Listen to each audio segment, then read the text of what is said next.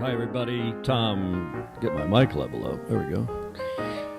Hi, we're about to go live at the top of the hour. Thanks for joining us here on another Tuesdays with TFE. And we'll be back with you in about a minute with the show.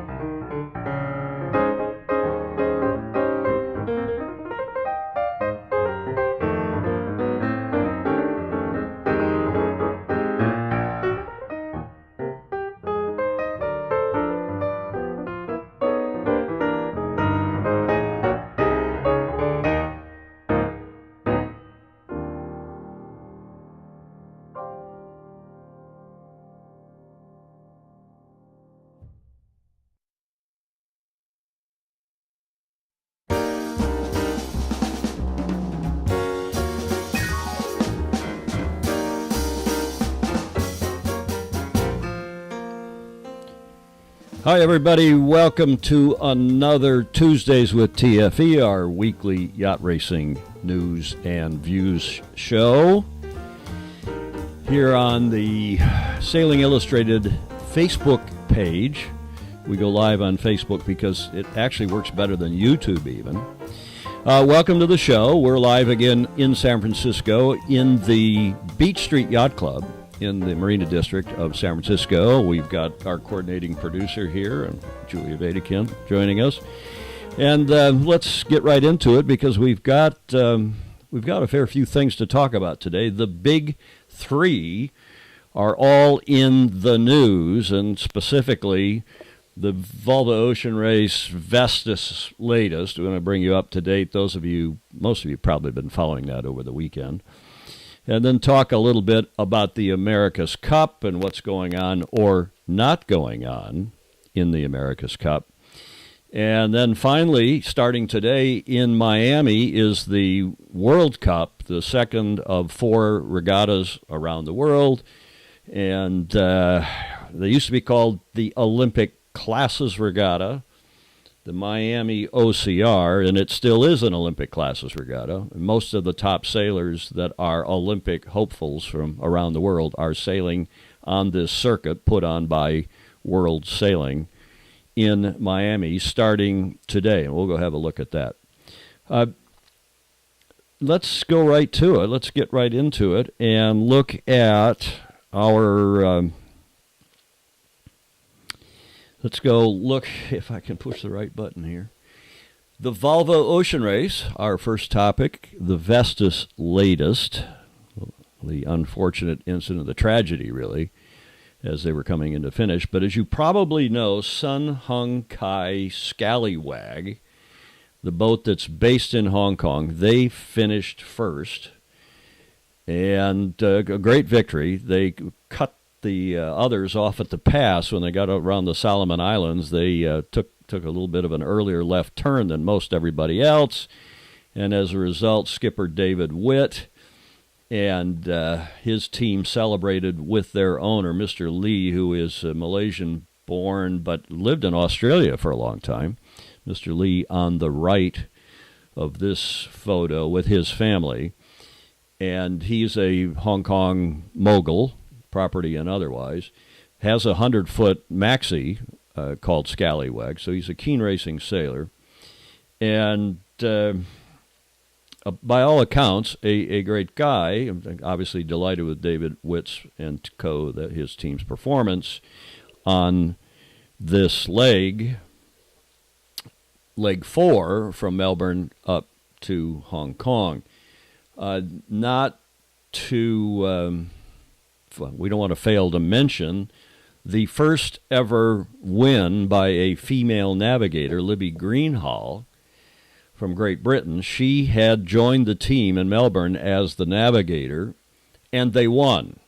Now, some people say, well, it was the roll of the dice. You're in the back of the pack, and they decided, what else could we do? Turn left and cut them off at the pass, the rest of the fleet, that is.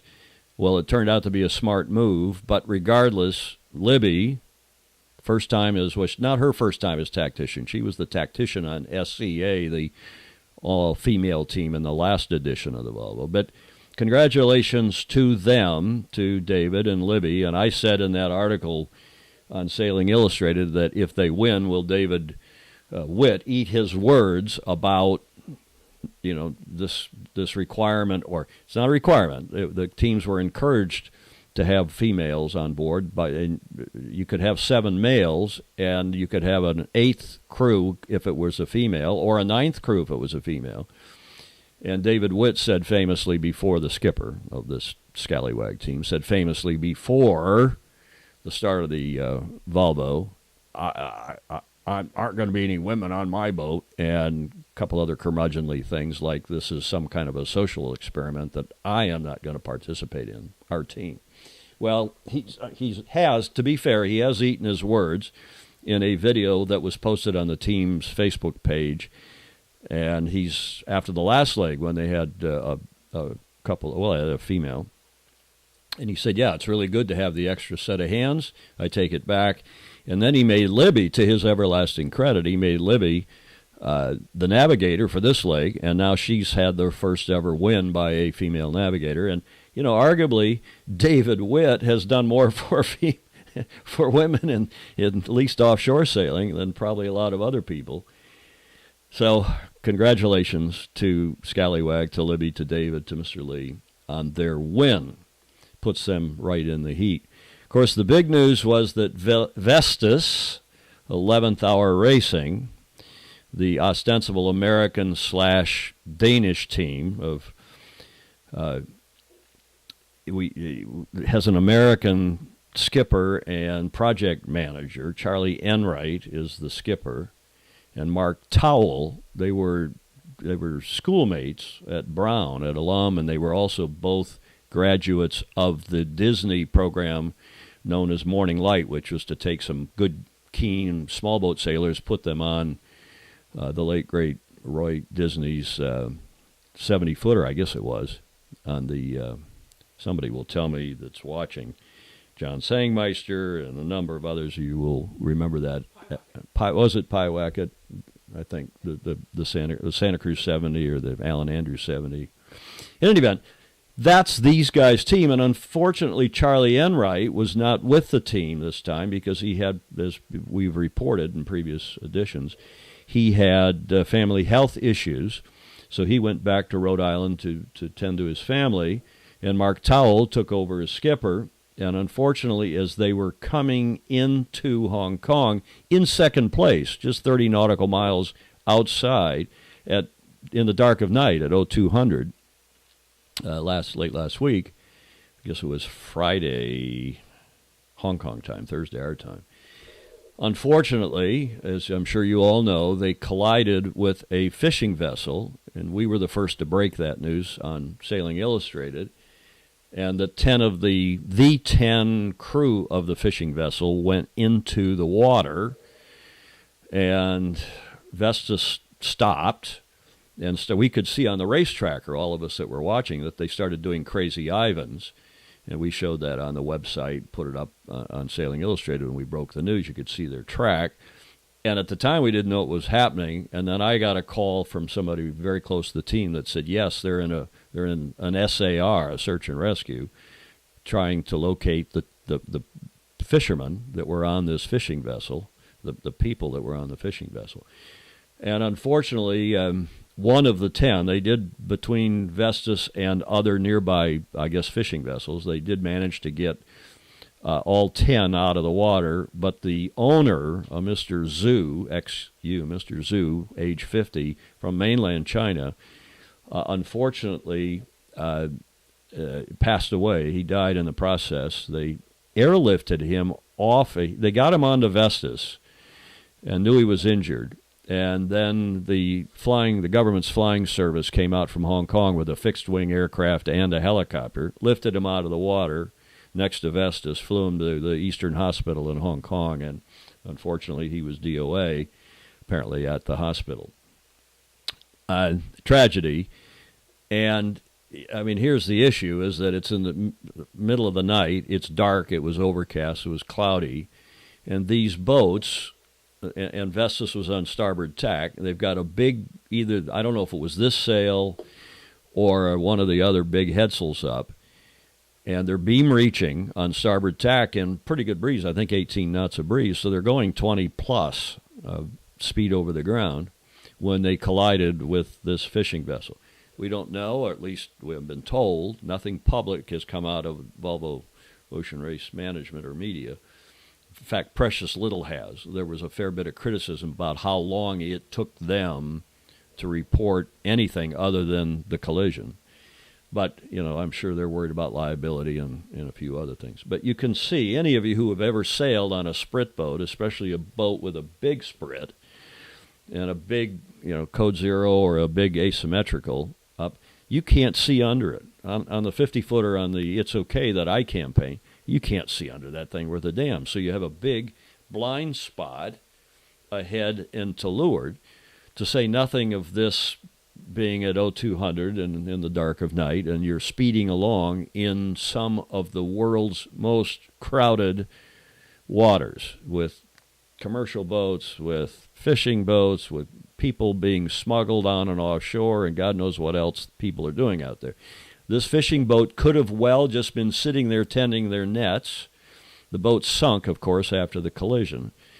Whether they had AIS, whether they had lights on, who knows. But everybody's lawyering up, and the Hong Kong and PRC mainland authorities are conducting an investigation.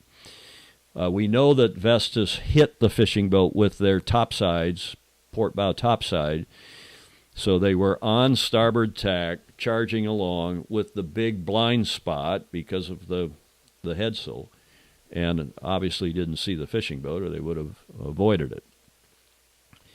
And we'll see what happens. But there's pretty significant, significant damage to the topsides, a big hole. And whether they can repair that in the so-called boatyard that moves around with the fleet around the world remains to be seen, or whether they're going to have to send the boat to, say, New Zealand in advance of, maybe it'll skip the next leg from Hong Kong to Auckland, and they'll just get the boat shipped down there and repaired so that it can continue. Of course, it may not leave China anytime soon, and if the authorities won't let, if they impound the boat, or even if they restrict somehow the crew, that would be unfortunate, but hopefully that won't happen. But who knows as the investigation proceeds. Now, the strange thing about that a lot of us found about all this is that the boat that was behind Vestas in third place was the other Chinese boat, Dongfang. And that's the proper pronunciation, is Dongfang, not Dongfang, I'm reliably informed. So the Dongfang race team is China-based. They're on the mainland. And they had apparently, by all accounts, a big bunch of sponsors and supporters and the family and so on waiting in Hong Kong at the village, at the dock.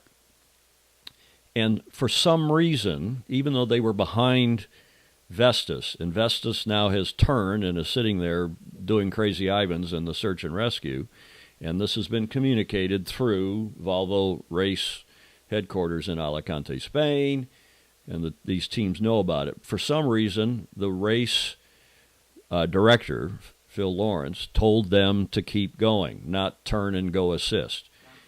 Dongfang, that is, behind Vestas. They were the next boat. You would think, I would think, most observers, keen observers, would have expected that they would be diverted down to help and they'd get redress and so on. Not so. They kept going. We'll find out why, hopefully, sometime, but Volvo has said, oh, well, you go online. I posted the interview. It's on the Volvo subsite. I posted it on the website, too, with the race director. And frankly, the answer was not very helpful. However, the next boat that came along, Axo Nobel, the Dutch team, led by Simeon Tienpont, they were, and by the way, Dongfang volunteered to divert, or so they've said in their publicity, the team PR and so on. And by the way, all these teams have said that it was a real S-fight, term of sailing art there, but a real cluster going in there trying to keep clear of all the boats. In fact, Franck Camas said it was a bit of a slalom. Franck Camas, the famous French round-the-world sailor, said, yeah, it was, you know, we had a dodge. He didn't say dodge him. He said it was skiing a slalom going in. Anyway, Dongfeng went straight ahead for whatever reason, even though apparently they offered to divert and turn left, go southwest, go help out. The next boat was asked by the race director, that was AkzoNobel, Simeon Tienpont. They went down, and by then things were getting under control, and both boats turned, that is, including Vestas, and started sailing in toward Hong Kong. Vestas turned their engine on, so they powered in, and after a bit of an escort from AkzoNobel, they trimmed on and powered into port and finished, I believe, third. In any event, they have applied. I haven't seen this officially, but I'm told that they have already applied for redress to get time, their score adjusted, their time adjusted for the amount of time they lost in being diverted down to help, which is normal in yacht racing. We also hear that Vestas has sought redress or is going to seek redress. I don't know if they've actually filed or not, but that's what I am hearing.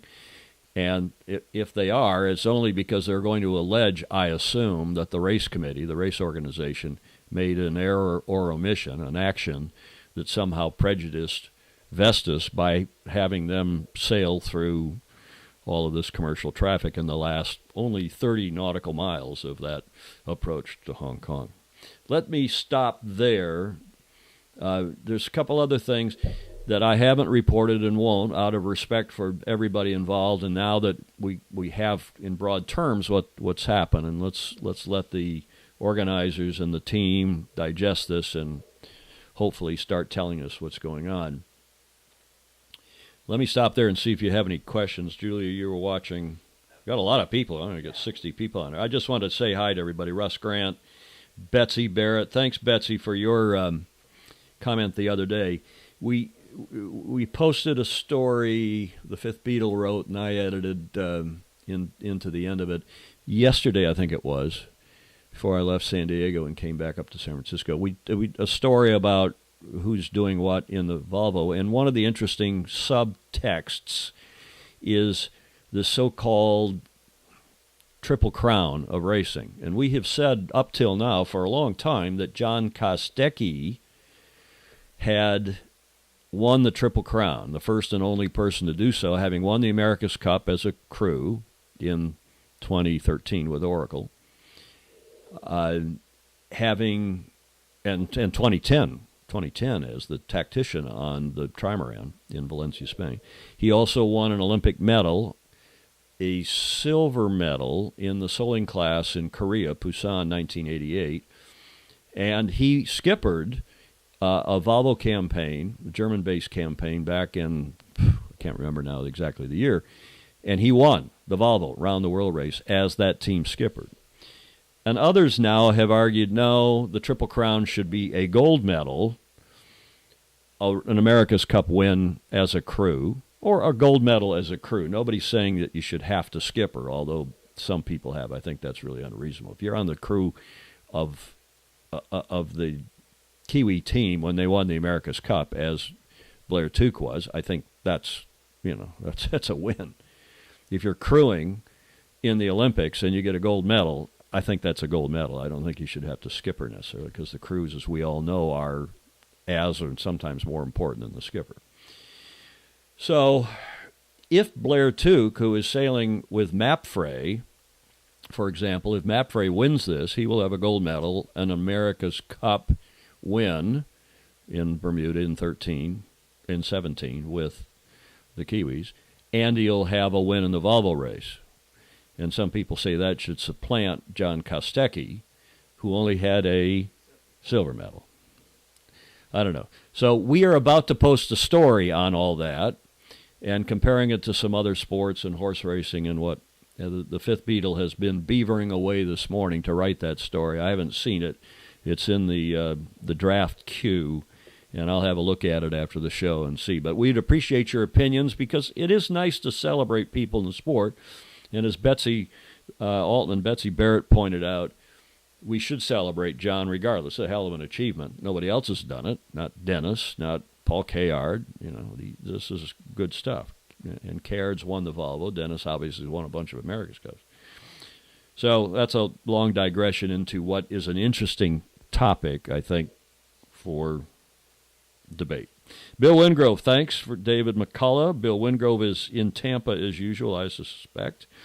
Michelle Almeida, we're looking forward to some new pictures from you. Wayne Schreck up in Utah. Julie is here with me. John Sangmeister down in Long Beach, I assume. David Spira, Don Lunabus, Greg Newman. Hello, Greg. Sylvian Barrier. Rory Mock, I don't remember that name, a TP-52 sailor, I guess. Rory, where are you checking in from? Gary Swenson, David James. Yeah, Morning Light was the name of the program. I don't know what boat that was, though. Somebody will. My mother, Jan Davis. Hello, Mom. Yes, I will call you after the show. I owe you a call. John Fraser, Luca Bontempelli, one of the great Italian journalists in our sport. Luca, welcome to you. Jack Everett, you're down in Barbados, aren't you, Jack? I don't know. John Fraser, Santa Cruz, California. Matthew Sanders. Thank you. We did try to give the details. And by the way, Alan Block of Sailing Illustrated, while I was at dinner at St. Francis, actually with Julia I think it was Friday night, wasn't it?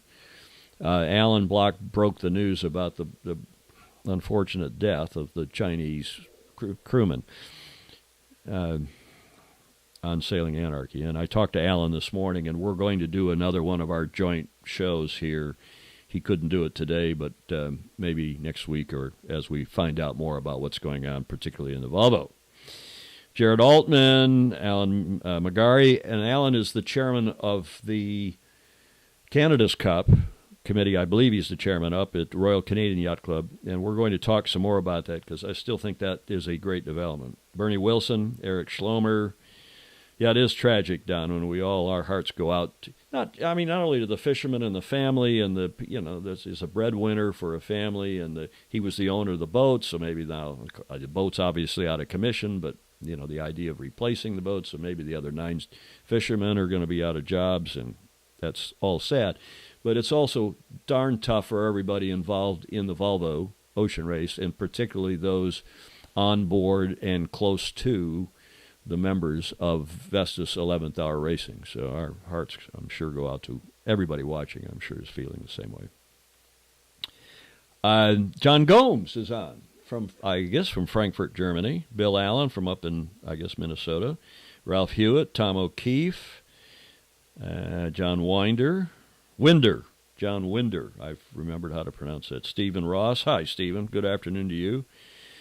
And Eric Schlomer is at the other RCYC. That is not Royal Canadian Yacht Club, but that's down in the Dallas-Fort Worth Metroplex. I guess it's Corinthian Yacht Club. David James, I have sailed quite a bit in Hong Kong. Avoiding the commercial traffic is tricky at the best of times. Yeah, five knots in an Etchells in broad daylight. I talked down in San Diego to a couple of guys who have spent a lot of time in those waters, including fairly recently. Many of you will know Captain Robin Riley, a longtime San Diego Yacht Club stalwart, former Navy officer and driver of big boats, container ships and freighters. And he says, how you could go in there at night on 21 knots. He's not laying blame on anybody, but he's just saying he wouldn't want to do that. And he'd never do it because it's just too dangerous. Boomer Depp, thank you. Thank you again for joining, Boomer. We appreciate your kind words. If you all will push the like button, if you make a comment, that all helps us big picture long term, publicizing and growing the site. Jack Everett just finished the Mount Gay Round Barbados race on the TP-52 Conviction. I hope you weren't convicted, but Jack has offered to send some pictures and stories. Yeah, look at those thumbs up. That's really helpful. Thank you. Jeffrey Matzdorf, Alfredo Partible, James Lynn, John Bertrand. I wonder which John Bertrand. Is that JB in Australia, the winner of the 83 America's Cup, or is that our American, nearly equally famous, John Bertrand, the American who, an Olympic medalist. He was a silver medalist, I think it was, to Russell Coutts in the 1984 Olympics in L.A. in Long Beach, our John Bertrand. Anyway, we got a lot of people on here live. Let's press on. No other questions or comments. And, Julie, if you see something, we'll come back to that and we'll move. One was, don't they have radar? Oh, radar. Well, as many of you on here will know, that yes, they do have radar, and they do have AIS, which is the VHF radio-based navigation, or, well, not navigation, it's an alert system. You can see the other boats that are also running AIS, and we all have it on the boats here and up and down the coast and in the Great Lakes. And but it only works for about 10 miles, and it's not terribly precise. The radar, if it's a wooden boat low in the water, I don't know if this is a tin boat or a wooden boat or what, but, it's trying to separate that out from all the noise, and you're going 20 knots, and how many people are on deck, we'll see. Well, let's not speculate. We'll wait until the report comes out. Let's move on to the America's Cup, because there's some interesting news there. This was the front page of the New Zealand Herald, I believe yesterday. It was sent to me by Duncan Johnstone, who writes for stuff.co.nz, and has become quite a good communicant correspondent with us, and a good guy. But they're having, and Richard Gladwell wrote about it. I've stayed out of this. I don't even post about it on the site because it's frankly too damn confusing.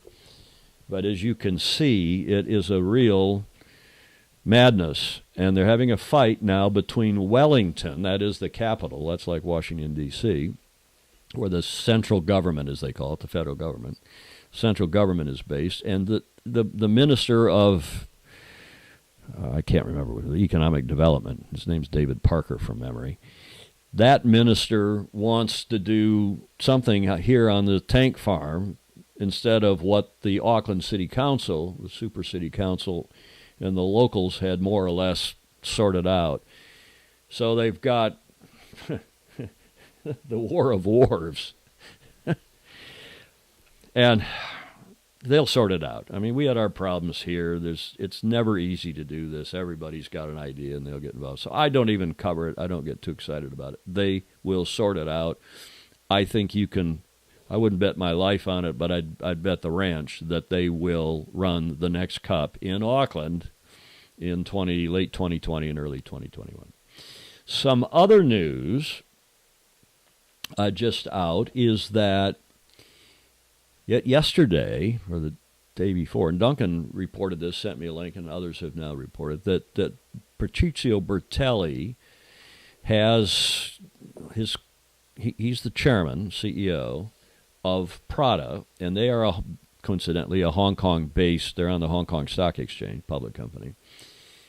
And our friend Stingray, who's often on here, I haven't seen him on here today, Stingray is up in Seattle.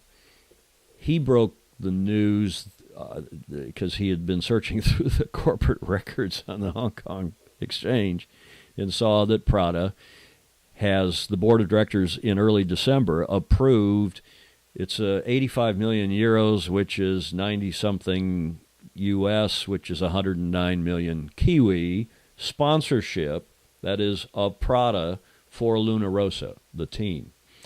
And there's an article about what all that involvement is. But it's real money. And that's not money coming out of Patrizio's pocket per se. It's coming out of the corp. Now, Larry Ellison, that money for Oracle Team USA for all, let's see, 03, 7, 10, 13, and 7, all 5 campaigns, that was after tax dollars coming out of his pocket. That wasn't coming out of Oracle Corp. This money's coming out of Prada. And, of course, that money is for the team and not necessarily, although no doubt some of it will be for running the Prada Cup, which is now the replacement for the Louis Vuitton Cup. Prada is sponsoring the Challenger selection series, such as that may be. It doesn't look like it's going to be a lot of teams, at least not at this point. That is Patrizio Bertelli on the left with the Commodore of his Sicilian Yacht Club. On Agostino Randazzo, and the Commodore, or at least he was the Commodore of the Royal New Zealand Yacht Squadron last summer in Bermuda when they won, Steve Mayer. So that's the partnership, plus, of course, Grant Dalton from Emirates Team New Zealand. They've got a lot on their plates because they say they're going to run races, preliminary races, lead-up races around the world, including in Europe, North America, Asia, and, of course, down in New Zealand. Well, I know, and a couple of you on here today know from being reliably informed, that the other teams don't want to do that. Prada wants to do it for the publicity, for the promotion, no doubt. But the expense of moving the boats around, moving the teams around, the distraction from training at the venue, that is in New Zealand, is that the expense is huge. So there's going to be quite a battle, I think, between the teams over that. And, of course, there's also a bit of a battle about this boat, because the boat is, if it's to be as was outlined in the end of November, it's expensive. The R&D cost is huge by everyone's account. This isn't just me. Everybody that's penciled this out now. R&D cost is huge, let alone the cost to build the boats and do the mechanism, and hopefully the thing will work. I'm sure these guys are smart and it'll work, but my goodness.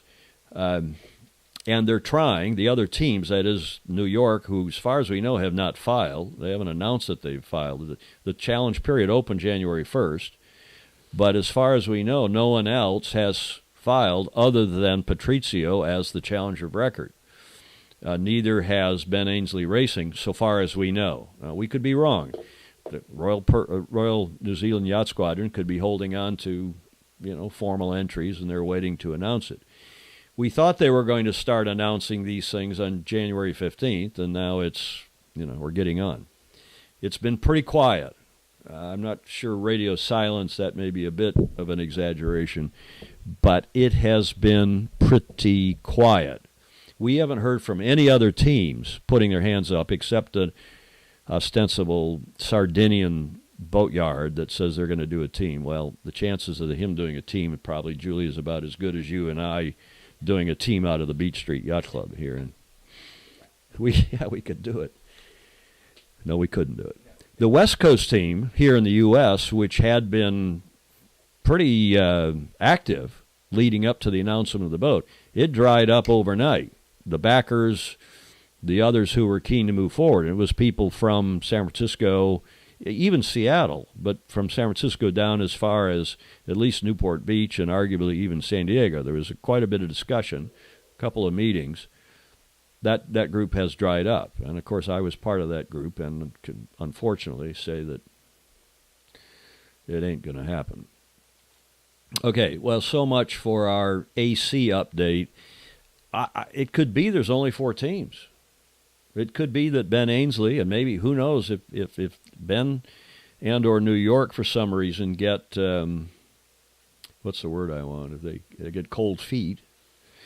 I don't think so. I think New York's in. I think they've got the money. They will have the money. It's a very prestigious club, and they probably see this as an opportunity of only having to beat 2 other challengers and get it back. Probably their best opportunity to get it back. It may be. Although beating the Defender the first time around, do you know how many times that's happened? How many times has the Defender lost in the first defense? Who knows that? Where's the answer here? Gerald Morgan, Ted Springer, Justin Palm.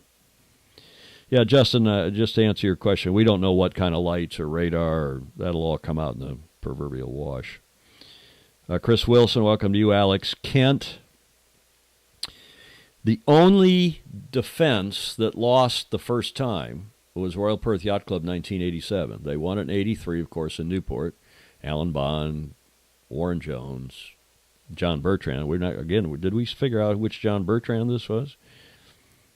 Well, I can click on it and see here if that's Aussie John Bertrand or American John Bertrand. in any event. That's the only defender that lost it the first time. Not San Diego. We won it in 88 and in 92. In fact, we're the only defender since New York lost it to have won it twice. Did you know that? Defend it twice.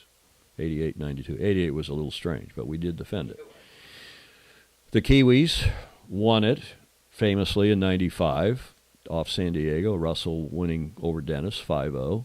Came back, defended in 2000, lost it in 03 to Ernesto. Ernesto defended in 07, lost it in 010 to us.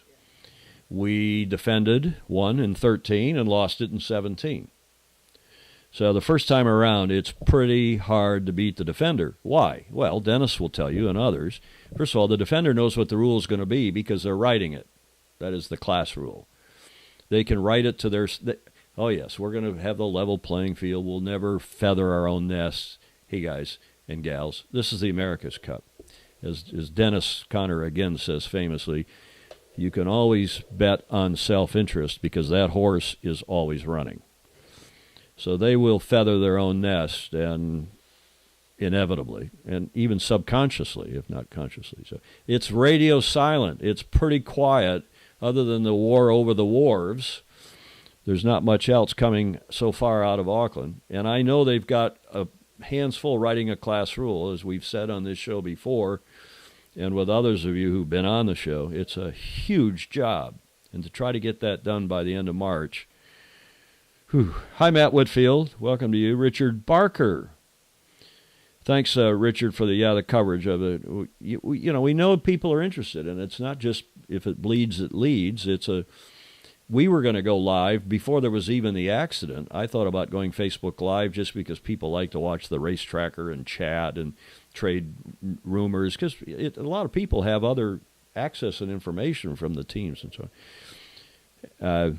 But once that happened and we could see there was nothing coming out of the Volvo Ocean Race management, so we and frankly Sailing Anarchy hop to and are trying to give all of you as much info as possible because you're interested in it. It's a cool part of our sport. It's one of the big three events, arguably. Kenny Legler, welcome to you. Longtime friend. Christophe Chaumont from down in Fort Worth, Texas, presumably. Welcome to you. Okay, let's move on. My next slide here is about our third and final topic today, the Miami World Cup, which starts today, has started already.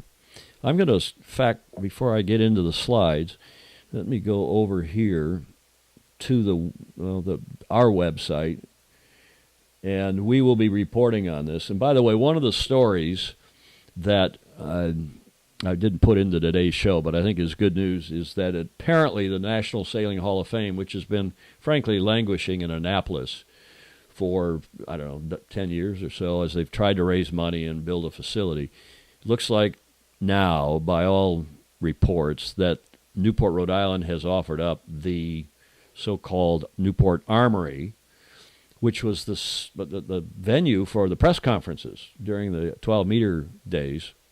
So an historic, not only, I guess, goes back almost to the colonial. Well, it does go back to colonial days. Anyway, we wrote an interesting story about that with some nice pictures. And, well, let me just show you the pictures because everybody loved these pictures, and we'll go have a look at it. The armory is right, just not even a stone's throw. It's one door over from the corner of America's Cup Avenue and Memorial Boulevard and Lower Thames Street. So it's right in the heart of Newport. Perfect tourist location. And, of course, Newport's now a arguably four-season tourist destination. They've even got a pretty nice Christmas in Newport promotion. So I think this will be a good place for it. And this was reported last week, and you know me, I like to go get the historic photos, and this was the armory where these press conferences took place.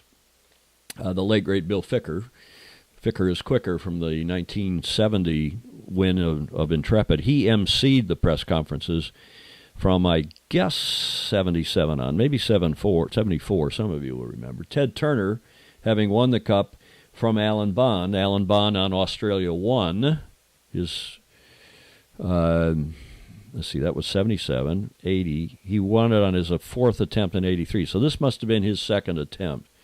But Turner won, And those were the great days because these guys said things. They didn't come in and do corporate babble, regurgitate what PR people had fed them. But this armory has got a lot of history even before they moved the National Sailing Hall of Fame into it, which presumably is going to happen.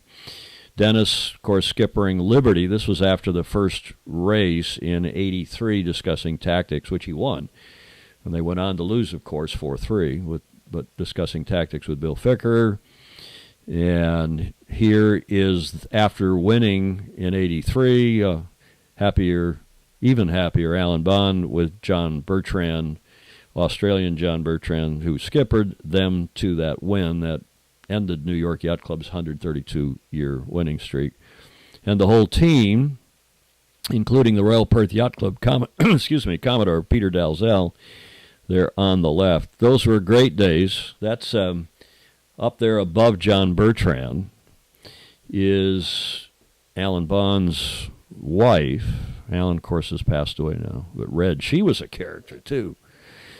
So hopefully things are going to go back to the Hall of Fame will be there, and this historical building will be a perfect home. In any event, I digress. That's a story we ran. Because, by the way, the National Tennis Hall of Fame International Tennis Hall of Fame is also in Newport, Rhode Island, up on Bellevue Avenue. Okay. But the purpose of bringing you over here wasn't to go through that or some of these other things on the website, although I think if you haven't read the Volvo coverage, go back and we'll keep posting. We'll keep updating you. Thanks again for your kind comments. But the thing I wanted to show you is actually quite an interesting, this so-called SAP Sailing Analytics site, and they are covering live, not with video yet, but they're covering live this Miami Olympic Classes Regatta. And here's the latest news, and they're updating, and they're tweeting it, and it's on Facebook. There's a fire hose of stuff. But if you just go to, you can Google it, it's sapsailing.com, miami.sapsailing.com. And you can see it, links to it from U.S. Sailing's national team. But look there's a lot of news, including not only the results, but you can let's go watch live what's something that's going on here. Okay, we'll go watch the laser. Here is race details. And I'll click on that, and we'll click on watch live. This is a tracker. We're watching the laser. And over here on the left, obviously, is a leaderboard. And then you've got a big Fustercluck. I guess I don't know, I thought they said they had started. And maybe they are. Maybe they're, who knows. But there is the leaderboard, and the gap to the leader, I guess, in seconds. And how's the American team doing? Henry Marshall is down here in 12th place. Are there any other Americans in the top? No. Marek Zaleski. Anyway, we don't have a real strong effort in the laser class, but hopefully our Olympic program's coming along and we'll do better than just one medal as we did last time. Okay, let's go back to the show here and get into the details of the Miami World Cup because it's kind of interesting. Remember this picture? ESPN a few years ago put the bodies, who they thought were the great bodies of sport, and did a, not quite like a Sports Illustrated calendar. Although it was, look at this. But you know who this is? This is Anna Tunnicliffe, now Anna Tunnicliffe Tobias, who was our gold medalist in the laser radial class at Beijing, at Qingdao, where the Yachting Olympics took place in 2008. And she is one of the most fit human beings you will ever meet. And she is back in action. She has decided, apparently, or at least she's trying toe in the water. And Anna, after winning a gold in 2008, is coming back to sail in the 49er FX. Now, it says here, this came off of, I don't know where I got this, Wikipedia. She's not married to Brad Funk. She's married to a gentleman, Mr. Tobias, who apparently was a competitor, as was Anna. She, for a few years, was a competitor in the, what's it called? It's it's the big workout. I'm having a brain fade here. One of you will remember what it is. But they had this made-for-TV games, CrossFit, the CrossFit Games, and she was, look at her. I mean, she's elegant. She's beautiful. She was saluted by the Women's Sports Foundation there on the left. But she is also some fit. And I think it's great she's back in the Olympics. Anna Tunnicliffe Tobias from the USA. So what's she doing? She is sailing in the 49er FX with Paris Hankin. And they practiced a bit in December. That's Paris on the helm, and Anna on the wire. Well, they're both on the wire, but Anna up there forward, the forward hand. They practiced, trained in December, and they started racing today down in Miami. And I think these two are going to be great. I think it improves our chances in the 49er considerably. But it also improves our chances for the entire team because you've now got an experienced gold medalist who will impart the knowledge and the experience and the calm and the yada yada. Not only that, but we've also got Caleb Payne coming back. Caleb, who won the bronze medal in Rio in the Finn class. Caleb is back, and he's living up here now. He's from San Diego originally. He's up here in San Francisco with a sponsor and a job, and we see him at St. Francis a fair bit. Peach of a guy. I mean, just a hell of a nice guy, bright guy. There's some kids come in.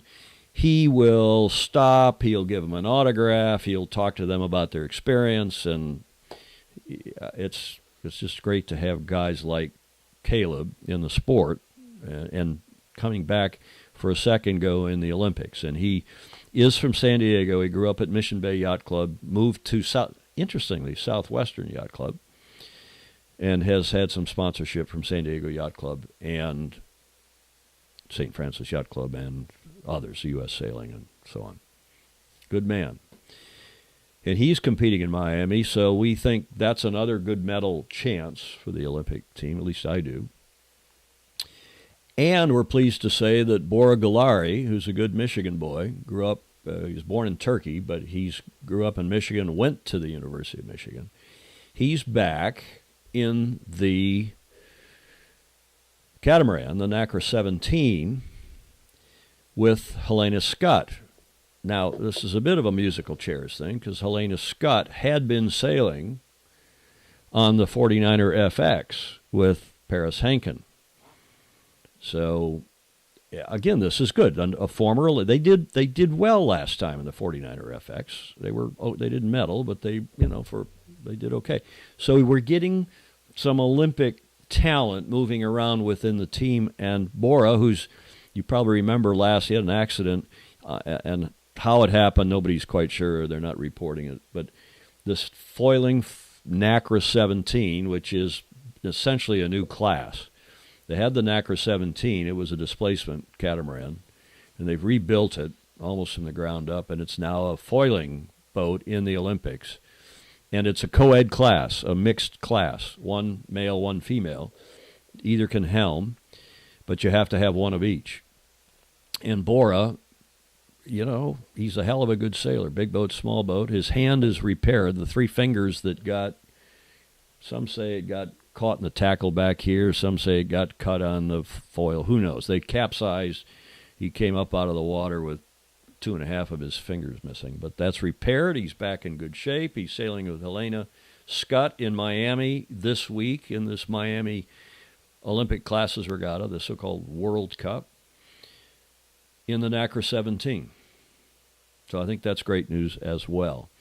By the way, you can watch it live Saturday and Sunday. World Sailing is streaming some kind of a show of the medal races. That's when they get down to the final 10 boats.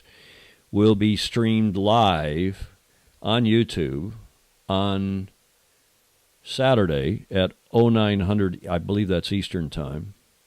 And again on Sunday, they will be streaming live from Miami at 0900. I'm going to tune in. We'll have a look at that. See, okay, let's pause and see. Julie, do we have any other questions or comments we should address? There's still a nice crowd on here. We haven't bored too many of you yet today. Hi, Mr. Case Fitzgerald, Terry Flynn, Michael Frank,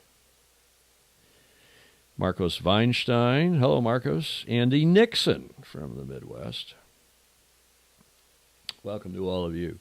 Okay, so that's pretty much our show. I just want to say one more thing about our guest last week who joined us live by Skype, Ron Holland, the esteemed, this guy's one of the great yacht designers in the history of the world. He's doing now mega yachts primarily.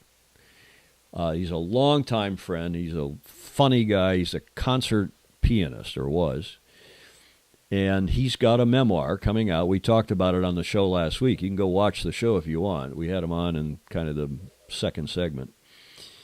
And that book is coming out, I believe, in April, called All the Oceans. I just want to give Ron a plug because it is a terrific, apparently, a 400-page book, and it will be on the modern, really, history of yachting, and especially mega yachts, with a foreword by Rupert Murdoch. You see that at the top?